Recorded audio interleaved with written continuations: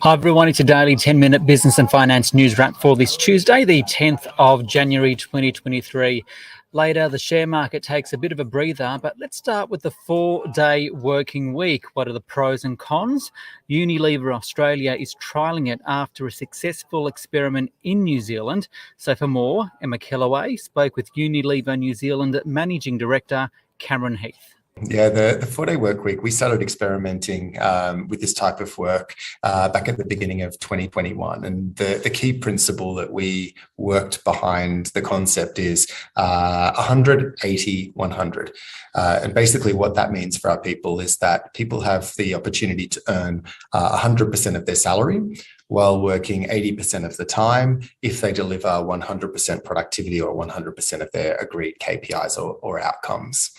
And what we found through our experiment and through working with our staff was that flexibility was the key in how people kind of took up that kind of 80% of their time, and really leaving that as open as possible to work with our staff to say what arrangement works best for you to manage both your home life and your professional life, or where are you most productive in the way in which you work. So for some people that looked like a little bit of a later start over 5 days of a week, or for other staff it could look like 2 half days, so a half day on a Monday, a half day on a Friday. For other staff it looked like a full day off each week. So it was really about kind of matching up the team's needs, our customers' needs with the individual's needs to come up with a plan that worked for everyone. And after seeing success in the trial in New Zealand, Unilever is now going to run the trial in Australia. How many people can we expect to be taking part in the trial here in Australia? Yes, we have about 800 staff in our Australian business, and of that, around 500 staff will be invited to participate in the trial. So the trial will run across our office-based staff, our contractors, and some of our shift workers in our factories won't take part in the trial. And what we found in New Zealand was that all but one of our staff in New Zealand opted in to take part in the trial. And we're seeing a really similar positive sentiment come through in our Australian business as well. So the vast majority of those 500 open to be participating in the trial will take part. And from a business's perspective, what is the key motivation for sort of pushing for a 4-day work week? Yeah, so the 4-day work week is all about Unilever and our ambition to be a leader in the future of work. And we know that particularly through the COVID pandemic, people started to really reassess their relationship with their employment. They started asking themselves questions around how do I want to spend my day? What do I want to invest my time in? What's that bringing back to me and my life? And what's the purpose, of my employment and of what I want to bring to society? And what we started to ask ourselves was there a better way that we could work with our staff to bring about benefit both for the individual and also for the business? And for us as a business, we kept productivity and output as the key focus, or as part of the core principle of the 4-day work week. And that's worked really well for us. So we've been able to kind of share the benefit of when people have been able to deliver superior performance. We share that reward with the employee by offering the opportunity to earn 100% of their salary while working 80% of the time.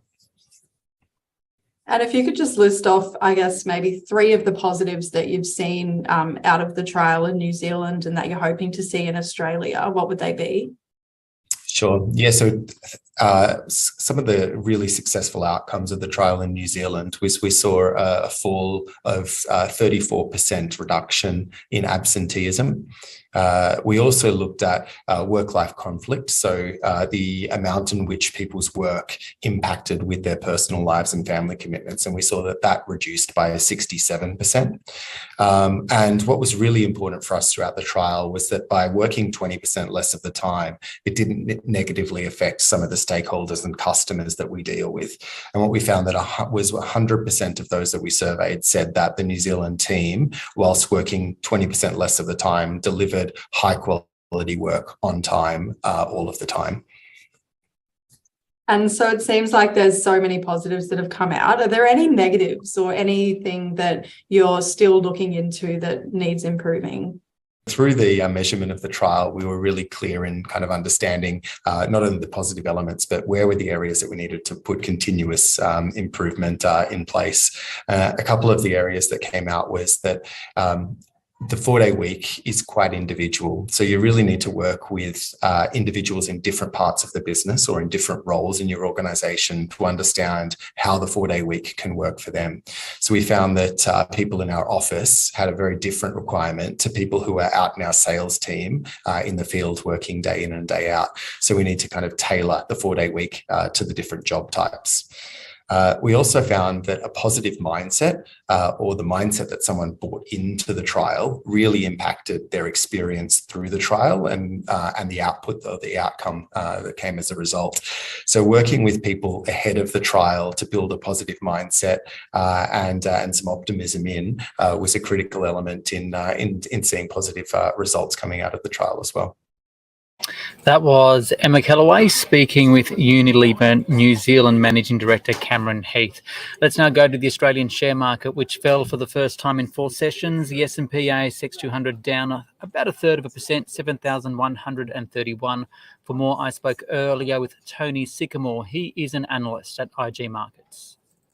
The Australian share market is trading about 1/3% lower today following falls on Wall Street. Now, the falls on Wall Street came about following 2 Fed speakers saying overnight that they expected the Federal Reserve to lift interest rates to above 5% this year and to keep them on hold for an extended period.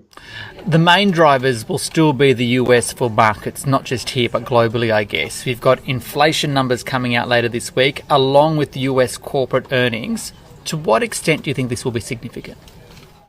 Really significant. Firstly, Thursday night, we have that inflation data dropping for November, and the market's looking for a print of around 6.7% year on year. Now, this would represent a continued easing from the 9.1% peak we saw back in June last year. So good signs on that front. Then we turn to corporate earnings, which start to drop on Friday night. The expectation there by analysts is for the first contraction in S&P 500 earnings since Q3 2020. Now, as always, it will be the big banks which set the barometer and they get the ball rolling on Friday night. The other macro story is this continued reopening of China. How's the market viewing that? The market is absolutely embracing it, Ricardo. Firstly, we have seen these reopenings in the Western countries, and after a bumpy opening, things tend to go very, very well with an associated bounce in growth. Now, China's no different there, and what we are seeing there is commodity prices lift. We're seeing Chinese-facing stocks like Baidu, Alibaba, the big Australian miners, HSBC. All of those stocks have started 2023 with an absolute bang. Finally, the story that has been bubbling along in the background is one of currency. The Australian dollar breaking through 69 at one point today and yesterday. It's at a 4-month high. What's behind all of that? That's right. Yesterday we touched a 4-month high there in the Australian dollar. And again, it's something which is benefiting from the reopening in China and an expected bouncing growth there in China, particularly during the second half of 2023. So what that is doing, it is lifting commodity prices. It's also lifting the Aussie dollar. The Aussie dollar has also been supported by the improvement in diplomatic relationships between Australia and China, which followed Foreign Minister Penny Wong's visit to China back in December last year. So all of those things are providing a very nice tailwind for the Aussie dollar at this point of time. That's Tony Sycamore there from IG Markets. This SBS On The Money stream is provided for informational purposes only. The content in this stream should not be understood as constituting advice or a recommendation.